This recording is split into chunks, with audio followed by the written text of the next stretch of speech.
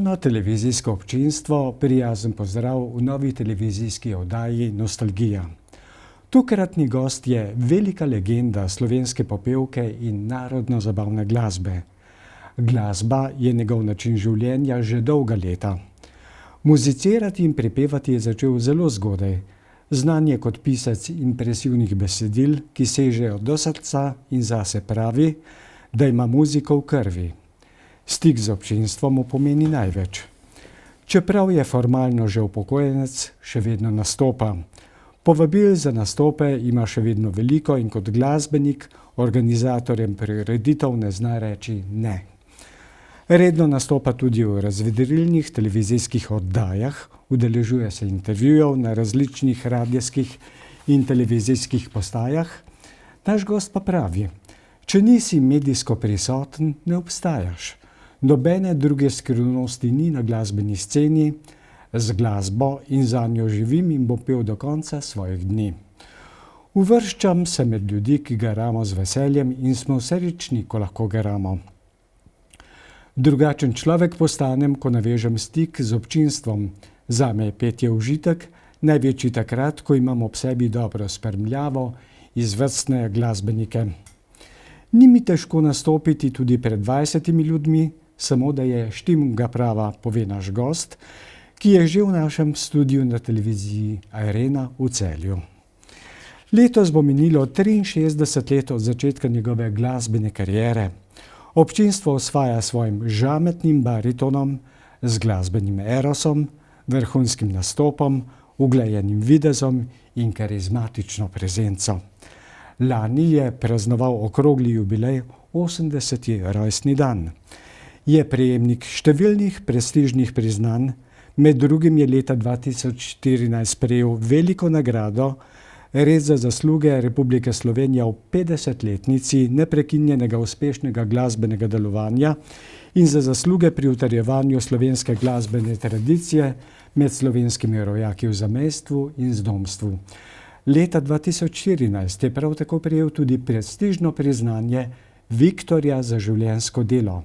Leta 2016 Zlato piščal za življenjsko delo in številna druga priznanja. Z nami je cenjeni gospod Alfi Nipič, velika pevska in glasbena legenda, velikan slovenske popevke in narodno-zabavne glasbe. Lepo pozdravljeni, spoštovani gospod Alfi Nipič, in dobrodošli na televiziji Arena.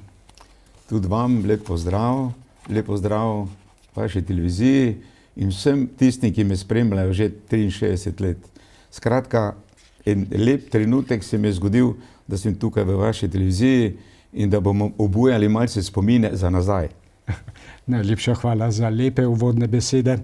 Gospod Alfi, pravkar smo si ogledali televizijski posnetek pesmi Štajerc, ki ste jo leta 1970 zapeli na festivalu Vesela jesen v Mariboru in navdušili.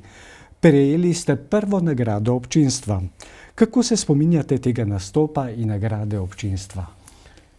Skladbico je napisal takrat, rekli smo, da je hitmaker Berti Rodušek.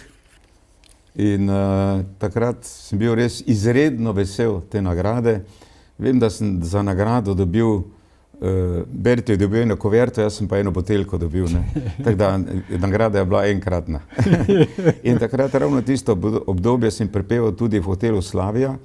Slavija sem prepeval vsako zimo kar nekaj mesecev in potem v poletnih mesecih pa smo prepevali takrat in igrali glasbeniki od Kopra, pa lahko rečem, do Dubrovnika.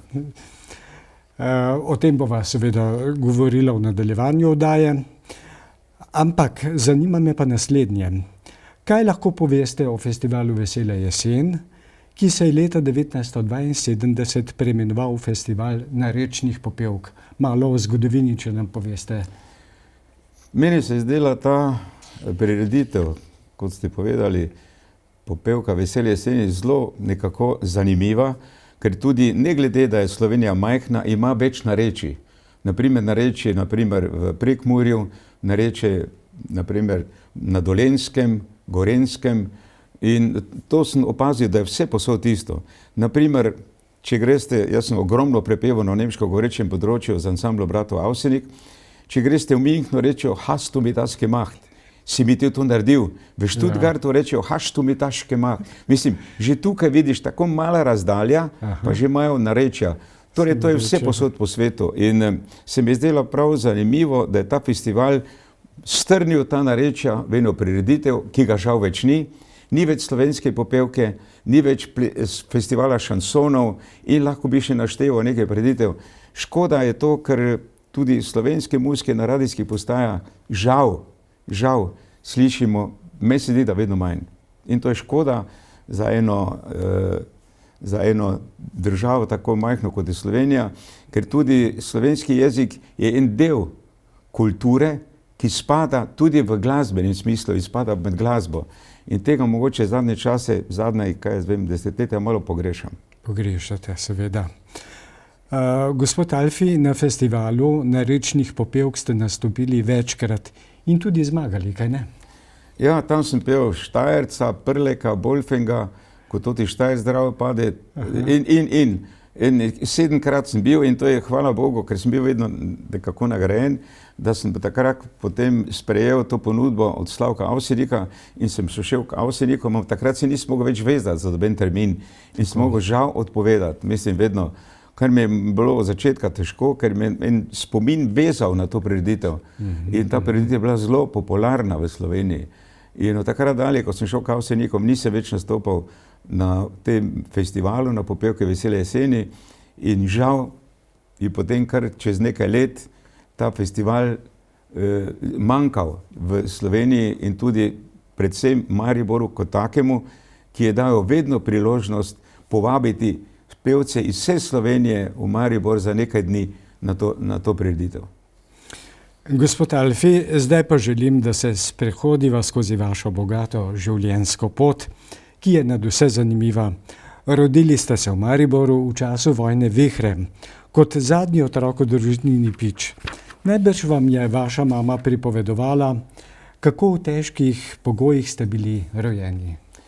Ja, takrat je res, ker jaz sem se rodil še takrat v vojnem času, 44. leta, in ker smo stanovali zraven velikega križišča, železniškega, pred Mariborom, so takrat ravno bombardirali Maribor kot takšen in predvsem to središče ali pa križišče železniškega prometa. In moja mama, torej rodil sem se v kleti, ampak bili smo takrat za trenutek vsi črni, ker je takrat pač zaradi zračnega pritiska dimniki so se spraznili in vse tisto, kar je bilo v dimniki, smo mi takrat, tako mi je vse mama rekla, dobili, tako da smo bili za en čas vsi črni. Skratka, en lep spomin, ta hiša še vedno stoji, večkrat se peljem skozi to Linhartovo, kjer smo mi stanovali, v eni kuhinji, v eni sobici. Jaz sem bil 5. otrok, torej najmlajši in hitro mine, mislim, to ostajajo pa vedno lepi spomini. O tem ni dvoma. Želel bi, da izrazite ali poveste še nekaj o vaši družini, vaših starših, bratih in sestrah. Ja, torej mama je, lahko rečem, bila kar dobra pevka. Zdi se mi, da sem tudi podedoval po njej to, da se lahko zdaj že čez 60 let ukvarjam z glasbo profesionalno, drugače sem poklical, sem tekstilni tehnik, bil sem pisan v višje tehnično, ampak sem potem videl, da me glasba popeljala iz kraja v kraj in sem bil bolj malo doma, da bi jaz obiskoval predavanja in končal višje tehnično. In lahko rečem, da sem že kar nekaj časa razmišljal, ali bi nekako ustavil to, pa da bi mogoče ne bi več nastopal, ampak vedno me je potegnilo razna vabila na določene prireditve. Edino, kaj mi je vedno bilo težje, ko sem sam organiziral določene stvari, jaz sem imel kar nekaj prireditev, ker sem vabil glasbenike Evrope. Naprimer, imel sem zadnjo pred 4 leti v Mariboru, sem posnel televizijsko oddajo Alfi in muzikanti Evrope. In takrat sem gostil tudi eno znano pevko iz Ukrajine, Oksano Bilozir, ki sem jo poznal, ker jaz sem včasih treniral tudi v Mariboru kar precej let judo In čez Judo zvezo sem navezal stike z njenim soprogom in jo povabil v Maribor. In je bila zelo vesela in je rekla, kadarkoli bi bila možnost spet, bi zelo rada obiskala Slovenijo. Tako da imam tudi lepe spomine na to pevko, ki me je nekako popeljala ravno, kot sem že prej omenil, iz mojega športa, ker sem kar precej časa treniral judo v Mariboru. Gospod Alfi, želim, da se še malo vračava nazaj v vašo rano mladost, pa me zanima naslednje. Kako ste živeli v povojnem Mariboru? Najbrž so bile razmere takrat zelo zahtevne. Je bilo čutite pomanjkanje, recimo v 50 letih prejšnjega stoletja? No, zdaj, kot mislim, rad vedno povem, da ste tu nekje kot tisto najmanjši član družine, ne bi mogel pohvaliti s kakimi hudimi spomini, ne? Ampak mamo in mene so takrat dali, po vojni so dali,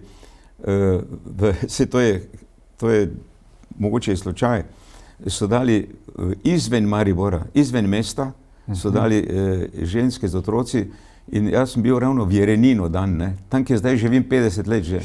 In to je mogoče in čisti slučaj, da sem jaz potem, ko sem iskal nekaj, da bi izvel izven mesta, nekje na deželi, ker imam rad naravo, sem našel tudi eno mesto in sem potem začel še med Avsenikovimi turnejami, sem si naredil en dom in tam še zdaj živim, lahko rečem, 52 let, ne, v Jarenini pri Mariboru, kjer imam tudi svoj muzej. Mislim, muzej je pa v zgradbi, občinski zgradbi, kjer je bila prej stara šola, je urejeno in lep muzej.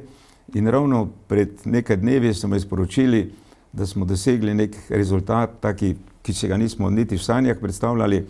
6 avtobusov na dan je prišlo obiskati ta muzej in takrat se vedno, če le morem, vedno odzovem in obiščem te, ki pridejo, ne? Ker en avtobus gre 50 ljudi, 6 krat po 50, to je 300 ljudi, je bilo v enem dnevu v muzeju, ne? Seveda po skupinah se potem pelje in imamo 2 vodiča in da pokažem vse tisto, kar se mi je zgodilo na odru, kar sem dobil na odru in na vseh teh potovanjih, kot sem rekel, 20 let za Avseniki, 8-krat v Ameriki in Kanadi in 2-krat v Avstraliji, pa se nabere veliko spominov in to smo v eni sobi in zdaj sem pa to pokazal v tem muzeju v Jarenini, to je v vasi zraven občina Pesnica, nedaleč stran od Maribora, kjer smo zdaj, po mojem, smo že imeli v enem letu in še nekaj več kot 5000 ljudi, ne. To je pa za moje pojme stvar, ki si je nisem predstavljal. Ja. Jaz bi se vseeno še ozrl nekoliko nazaj, zanima me v vašo rano mladost ali pa v obdobje odraščanja, pa me zanima, kakšen je bil Maribor v času vašega odraščanja, recimo tam, kot sva že omenila malo prej, v 50 letih prejšnjega stoletja. Zanimalo bi me, kako se vi spomnite takratnega Maribora, razvoja in dogodkov v mestu. Ja, jaz grem rad, jaz se peljem skoraj vsak dan čez Maribor. Jaz vedno rečem, zdaj pa bom prevozil malce moje rodno mesto, ne, ker jaz sem se v Mariboru rodil, je pa se na veliko spremenilo, ne. Torej, promet se je ogromno spremenil, ogromno enosmernih ulicah, tako da če hočeš ti čez Dravo priti in potem iti na en konc, se boš mogel peljati okrog celega mesta, da boš prišel tudi v drugi kraj, ne. Včasih je bilo na Dravi, so bile določene tekmovanja za čolni, žal tega več ni. Lent so tudi spremenili malo, tam smo imeli ogromno tudi živali na Dravi, ne. Zdaj, če jaz primerjam Dravo kot takšno, ne, je meni se zdi, ne morem primerjati z Ljubljanico, kjer je pa promet z čolni, mislim, ko se vozijo po Dravi, mislim po Ljubljanici, ogromen. In to si bi želel, da bi se isto dogajalo tudi na Dravi, ker Drava je umirjena reka, umirjena, mislim, in zelo, zelo široka. In zdi se mi, da premalo koristimo kot za turizem in kot za promet po tej veliki, široki reki Dravi, ki nam je dana in je ne more nihče vzeti. In je škoda, da ni več dogodkov ravno na Dravi. In to mogoče se bo kdaj uresničilo, pa bo malo več prometa tudi na Dravi, ne. Takole bova rekla v nadaljevanju. Tudi v šolo, v hram učenosti ste radi hodili.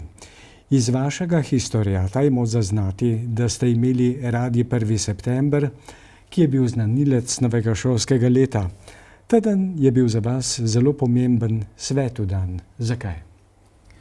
Ja, v šolo sem zahajal prva 4 leta tu na Taboru in kasneje, ker sem jaz stanoval za kolonijo, to je en oddelek v Mariboru, kjer so strjene hiše, so rekli, zdaj od tega konca, tega naselja, pa morajo iti pa v študentsko šolo. Ne, to za Mariborčane vejo, ki so študenci. Ne, potem sem pa drugi 4 leta sem pa hodil v študentsko šolo. Tako da še vedno se dobimo s tistimi, ki smo hodili skupaj v osnovno šolo, skoraj vsako, ne bom rekel, vsako leto, pa vsako drugo, tretje leto se dobimo in prav prijetno je videti, koliko je še teh prijateljev med nami, ne, da niso odšli. Je pa zelo boleče, kadar zveš, da je kdo od teh odšel in kaj jaz vem, taki pač smo. Vsi gremo v isto smer, vse čaka isto, ne. Če si se rodil, prideš tudi do enega trenutka, ko je žal slovo in takrat več te ni. To več ni. Nad vse ste si kot otrok želeli šolske torbe za na hrbet.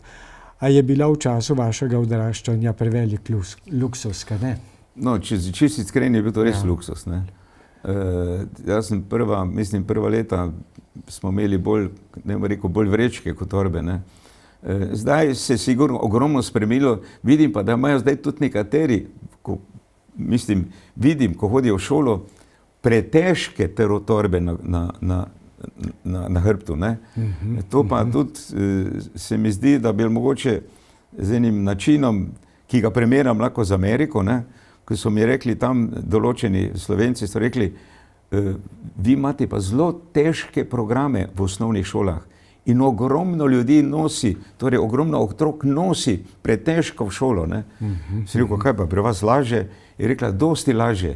Če ne verjamete, dajmo na vago. Vi povete, koliko imajo ljudje, koliko imajo otroci na hrbtu, bomo pa mi povedali, kaj nosijo v Ameriki otroci v šolo. Precej laže. Kdo je bil prvi, ki je v vas prepoznal glasbeni talent, posluh za petje?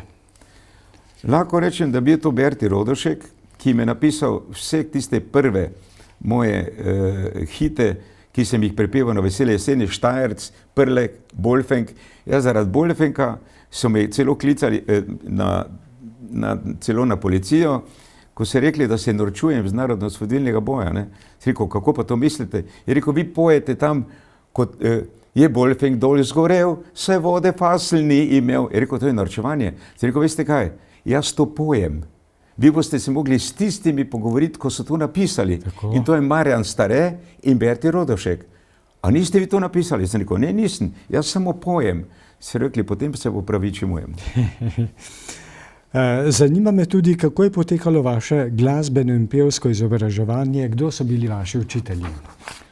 Ja, jaz sem hodil vzporedno s tekstilno-tehnično tudi na srednjo glasbeno. In to je ena profesorica, to je gospa Končičeva, ki je žal več ni, ona je učila solo petje in jaz sem hodil 4 leta v srednjo glasbeno in lahko rečem, da vedno rad rečem poklon tej gospe, ker sem se veliko naučil, veliko, kako se prepeva, kako se špara glas, kako ne smem delati, pa kaj lahko delam s svojim vokalom, ne. Ker jaz sem baritonist, jaz imam baritonsko štimo in me je podučila, kaj lahko delam, pa kaj naj ne delam, ne. In potem sem mogoče imel v 4. razredu malce problema, ker mi je takratne vodilno osebje, ki je bil, ne bom zdaj povedal imena, je rekel, mi ne bomo vzgajali pevcev zabavne glasbe. Mi bo vzgajali samo operne pevke in operne pevce. In no, takrat mi je bilo to nekaj čisto novega, pa bil sem zelo prizadet, ampak sem vseeno profesor Končičevi hodil do konca 4. letnika. Ne. Ste bili vztrajni. Ja. Po končani osnovni šoli ste odšli na srednjo tekstilno šolo, nekaj malega ste o tem že povedali, jo uspešno končali. V vmesnem obdobju ste morali poprijeti za vsakršno delo tudi fizično, če ste si hoteli kupiti kakšen priboljšek. Menda ste kot tekstilec zgradili celo bloke, da ste si lahko kupili prvo kolo. Točno. In to sem delal pri raznih gradbincih, sem pomagal vse, kar je bilo. Ne? In naprimer, jaz sem, lahko rečem, pobarval s prvo barvo Ptujski most, ta stari Ptujski most. Še zdaj grem, ko se včasih peljem, pa se vedno bolj pa tako počasi peljem, pa sem rekel, Madonna, tu so me gor vlekli, ne, kot mulca, da sem na vse tiste visoke štange barval in me obesili potem, kot bi rekel, na gugalnico, da sem barval tudi od spodaj vso železje. Ne. In ko sem potem na koncu bil izplačan tam pri tem mojstru, sem si pa lahko z veseljem kupil Rogovo kolo. To je pa bil kot v avtu Mercedes. Ne? Rogovo. In včasih se je pelal tudi po naših ulicah, pa po Studencih na Poljane, tudi za Poljane sem napisal eno pesem, Poljane dom pri lepih dni, sem se peljal v dežju, ampak dežja nisem čutil, ker sem držal kolo, ki sem si ga sam zaslužil v enem celem mesecu, sem delal cele dneve, ne? Tako da sem bil zelo vesel takrat. Med srednjo tekstilno šolo ste se začeli upogumljati in že nastopati kot glasbenik. Kako je potekala ta glasbena pot? No, najprej sem prepeval na raznih proslavah. In z enim prijateljem sem prepeval ob spremljavi kitare, takrat sem se tudi s kitaro sam spremljal, ne? Ampak potem sem videl, ko sem začel že nastopati, da je, ko vidiš na oder, pa če kaj poveš, te vedno nekje kitara mogoče malo moti, pa da bi odložil ali tako. No, potem en čas sem v baru v Mariboru in v Astoriji igral tudi bobne, pa v veliki kavarni. Ne? In takrat ni bilo stojal. Ne? In jaz sem imel vedno mikrofon v tem levem žepu. In takrat, ko sem bobnal, ne, potem, ko sem pel, sem pa se vedno nagnil tako na levo stran in sem prepeval mikrofon. Takrat pač še ni bilo stojal teh, ne, zdaj si stojalo narihtaš, pa je potom veliko lažje. Ne. Menda ste celo zamenjali kavbojke za kitaro in potem odšli na mladinski ples. Ja, tisto je bilo zelo hudo, ker moja mama je šparala takrat, da sem dobil ene kavbojke, torej takrat super rifle, ki si ga dobil samo v Italiji, v Trstu, ne, na tem sejmu. In ona mi je z veliko, kako bi rekel, z velikim veseljem te kavbojke prinesla, ampak ko mi je en kolega ponudil svojo kitaro, je rekel, ja, dam ti kitaro, ampak ti boš pa dal kavbojke, ne. Sem rekel, kaj zdaj ne gre v Gatak domov? Ne, rekel, ko priješ domov, bom jaz prišel do doma, pa bom kavbojke odnesel. In tako je tudi bilo. Mama je bila takrat malo razočarana, ne. Je rekla, dobro, če imaš ti več veselja s to kitaro, sem rekel, mama, tudi v Gatak bi igral kitaro. Potem je ona tudi bila potolažena, tako da je videla, da sem res zamenjal nekaj takega, kar imam rajši. Ne. Tako. Veliko ste nastopali po kavarnah in nabirali glasbeno kilometrino, kaj ne? Sploh na začetku. Ja, prvi 12 let sem prepeval samo po kavarnah. Takrat je bil vsak hotel, vsaka večja restauracija je bila svojo živo glasbo. Danes ni ene žive glasbe v celi Sloveniji. Ampak jaz vedno rečem, da se z generacijami tudi menja način zabave. Ne? Prej, če je imel kdo rojsten dan, kdo pa si privoščil, da mu je prišel en zaigrati ali pa kaj. To so bile same sanje. So ljudje prišli v kavarnah, so si rezervirali mizo in so tam proslavljali. Ne? Zdaj se je to spremenilo. Tega ni več in danes, koliko jaz vem, ne vem, mogoče se motim, ampak v celi Sloveniji nima en lokal žive glasbe vsak dan. Mi smo igrali v Slaviji vsak dan, igrali smo v veliki kavarni vsak dan in tudi v Astoriji, ampak v zimskem času. Poleti sem pa prepeval od Kopra do Dubrovnika. Nadalje sem prepeval 3 mesece v Makarski in ko sem zdaj bil pred par meseci sem bil, ker sem prepeval tudi na otoku Hvar, ob eni priložnosti, sem šel to pogledat, pa mi je blazno veselilo videti isti oder, na katerem sem 3 mesece prepeval v letni sezoni v Makarski. Gospod Alfi, samo 1 leto ste delali kot tekstilec, pustili ste takrat redno službo, prevladala sta glasba in petje, z ansamblom ste takrat odšli kar v Koper. Takrat začeli delovati doli. Vam je bilo kaj žal, ker ste pustili službo ali ne? Ali je bila to zavestna odločitev? Ne, meni je glasba že od nekdaj vlekla in bil sem, sapol ni pa bilo vseeno, ker sem zvedel, da doma ne bojo veseli. Ne. Namesto, da bi šel, ker sem imel v dveh variantah, ne, ali si delal en teden zjutraj, en teden popoldan. In to, ko me je ta kolega pregovoril, me je pregovoril v enih 3-4 urah, sem jaz sklenil, sem šel domov in na skrivaj zagrabil kitaro in svoja oblačila in sem se odpeljal v Koper. In takrat sem v Kopru prepeval nekaj časa in zdaj tudi kar nekajkrat, zdaj še lani sem prepeval kar 2-krat v to je Grand Hotel Koper. Sem prepeval najprej notranjosti, potem pa tudi od zunaj. Ne? In obuja spomine na tiste lepe trenutke. To je bila moja prva služba, ki je tudi v Delavski knjigi napisana kot Hotel Triglav Koper je bil takrat. Zdaj pa Grand Hotel Koper. Zanimivo. Niste sanjali o veliki karieri, nikakor pa niste želeli biti dolgočasni. Nastopal po mariborskih kavarnah, kjer ste kot mlad glasbenik nabirali glasbeno kilometrino, je, kot ste malo prej povedali, res bilo veliko. Lepo ste tudi razložili, pozimi ste z ansamblom prepevali ob Dravi, poleti pa na Jadranski obali. Ob morju. Ja, ob morju. Mislim, zelo znajdljivo. Ja, takrat v poletnih mesecih, naprimer, ni bilo v velike kavarni glasbe, v vročini, ni bilo na terasi hotela Slavije in tudi v Astoriji ni bilo. Ne.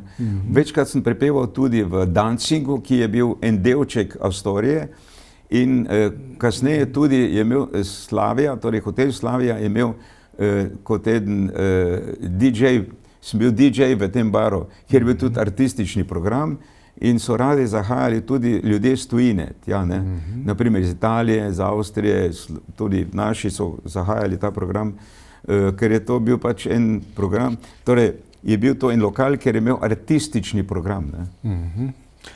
Kaj pa lahko poveste o nočnih damah v totem baru v sredini 60-ih let prejšnjega stoletja in v kakšni povezavi je bil takrat nakup maminega pralnega stroja in vaš beli fičo na kredit?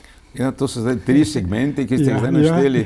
V baru so tudi vsi artisti, ker jaz sem bil tam DJ, ne? In igral sem pa tudi v kinobaru, to je pa pod kino Udarnik, je pa bil bar in imel tudi artistični program in ker nismo dobili bobnara, sem jaz bobnal tam in vem, da je prišla ena torej, ki je plesala, en tak poseben ples je imela, ampak je imela na 600 smin, ne? In sem se jaz tisto naučil, tistega ritma, ne?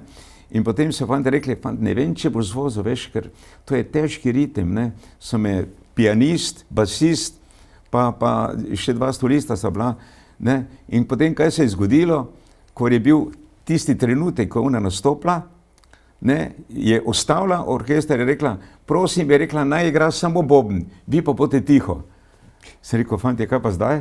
Ne? Mislim, to je bil štos, ona je premalo slišala ritem, ker so me preglasili s klaviaturami, ne, bas pa kitara, ne, in ona je pa hotela samo ritem slišati, da bi na ritem plesala.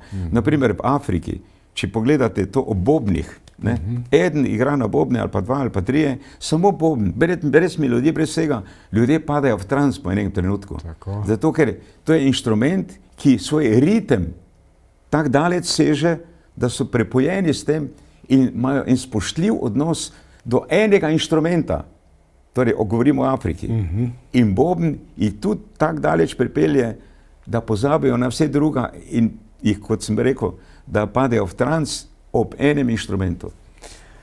Da bi takratno posojilo za fička zanesljivo odplačali, ste delovali tudi kot novinar pri 7D in kot televizijski dopisnik iz Maribora za televizijo Ljubljana.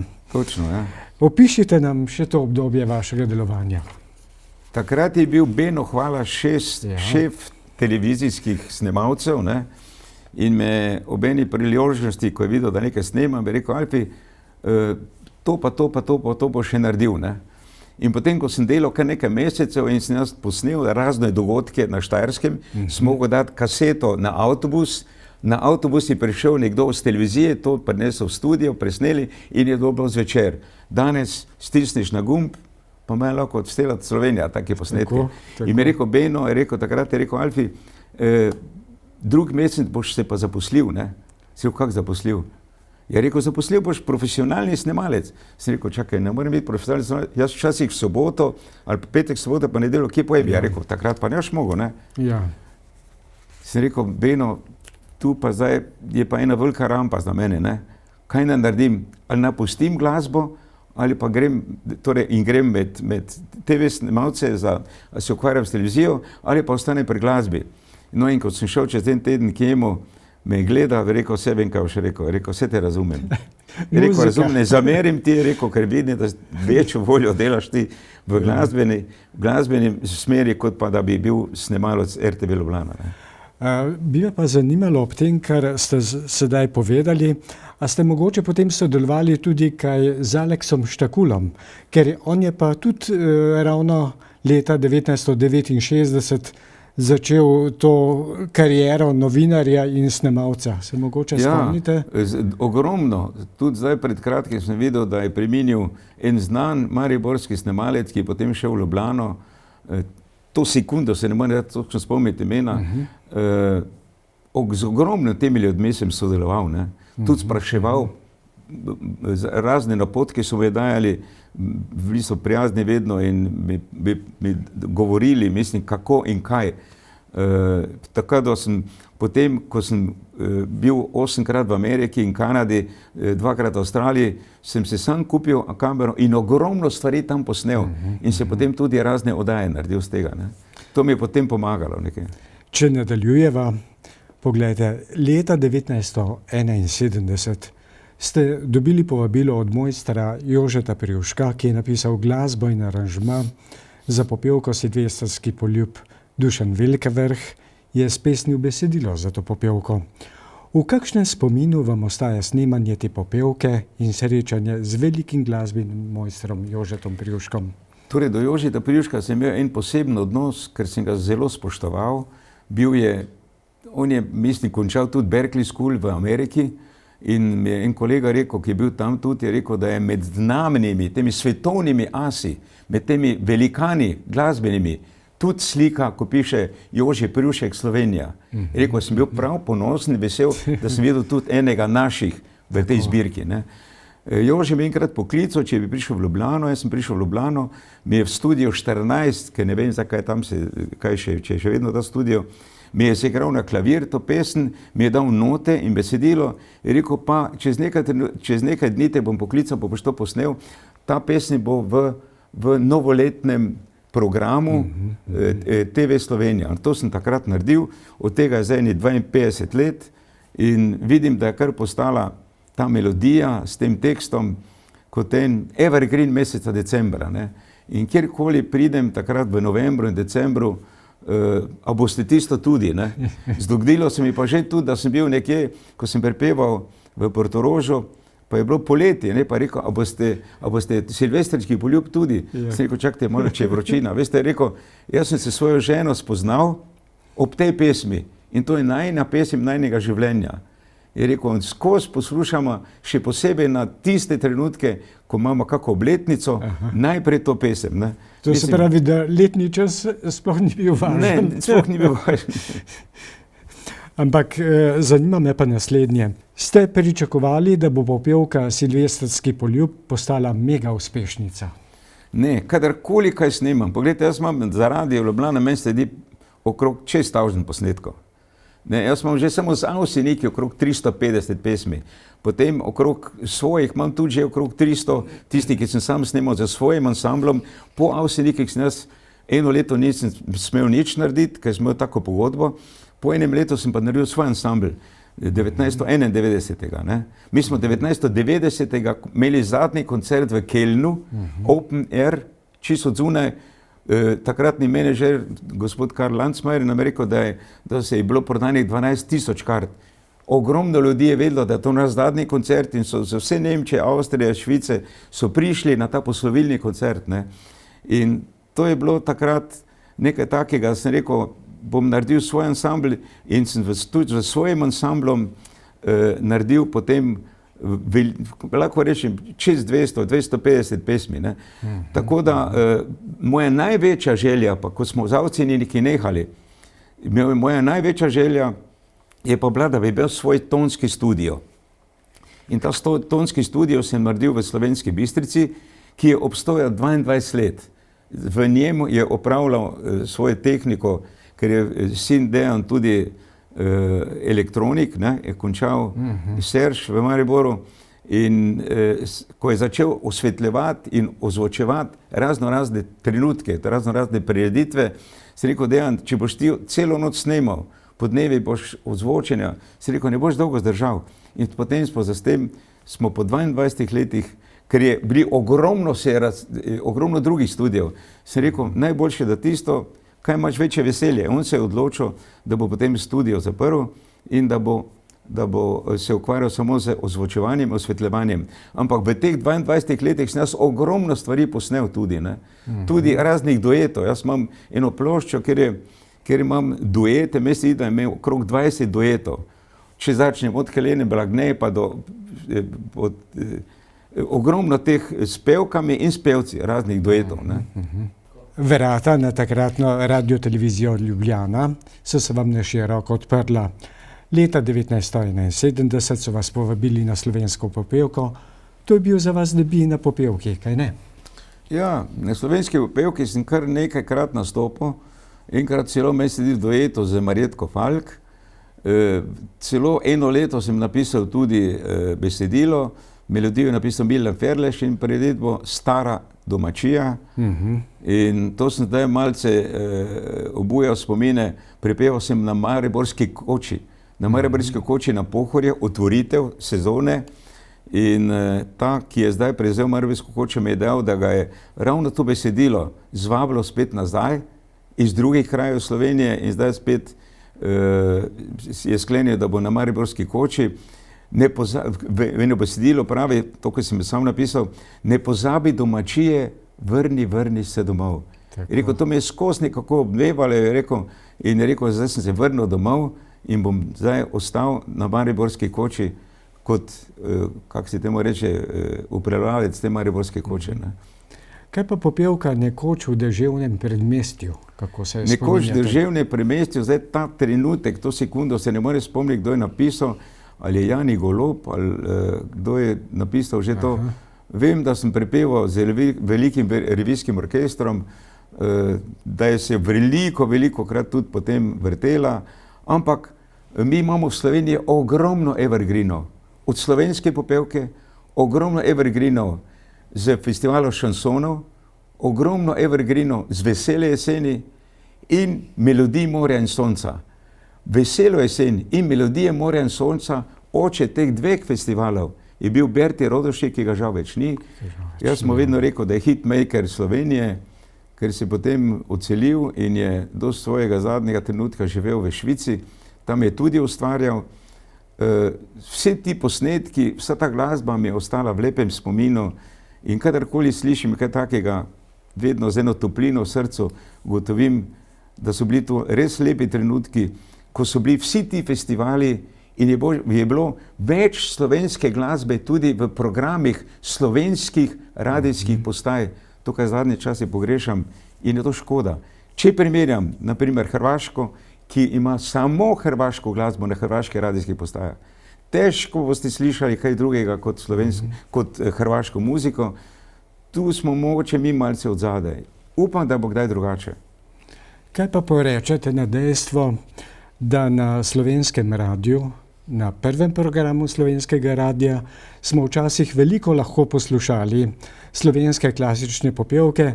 Danes, če poslušate Slovenski radio, praktično Radio Slovenija, se mi zdi, da je izbor glasbe izjemno neuravnotežen. Ogromno poslušamo mlade popevkarje ali pa mlade pevce, kar je absolutno lepo in prav, da jih spoznavamo, ampak ob tem pa pozabljamo na staro klasično popevko. Mi praktično, Marjane Držaj, Majda Sepe, tudi vas, pa še koga, praktično v enem dopoldnevu ali pa v enem dnevu ne slišimo več. No. Kaj pa bi na to rekli, na to, da ni glasba uravnotežena in to na nacionalnem radiju?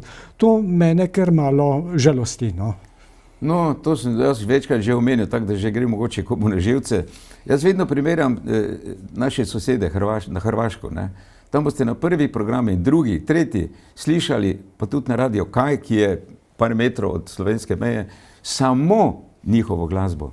Oni imajo en spoštljiv odnos do svojega jezika v smislu, da ga slišijo tudi v glasbeni podlagi. In to, kot sem že prej omenil enkrat, je pri nas škoda, pa kot sem že prej omenil tudi, da upam, da bo kdaj boljše, ne? Ker moramo imeti, ker tudi slovenska glasba, zabavna in narodna zabavna, je en delček slovenske kulture. V kjerkoli drugo državo vi prijete na svetu, boste slišali njihovo glasbo. Mogoče tega pri nas precej manjka. Bili ste že uveljavljeni slovenski pevec in glasbenik zabavne glasbe. Ko vas je septembra 1973 v Mariboru obiskal Slavko Avsenik in vas povabil v ansambel. V kakšnem spominu vam ostaje prvo srečanje s Slavkom Avsenikom, pa zanimalo bi me še, ste takoj sprejeli njegovo povabilo v ansambel? No, jaz sem Avsenika poznal, mislim, z televizije, z časopisa, mislim, za revije raznih, ne. Povsem normalno, takrat, ker je bil to, kako rečemo, svak, torej Slavko Avsenik je imel sestro tudi, ki je bila poročena z direktorom Radia Maribor, ne. In on me je takrat poklical, s Slavkom sva se dobila, vprašal me, če za eno sodelovanje, ker sem privolil, mislim, da sploh vidim, kaj je to.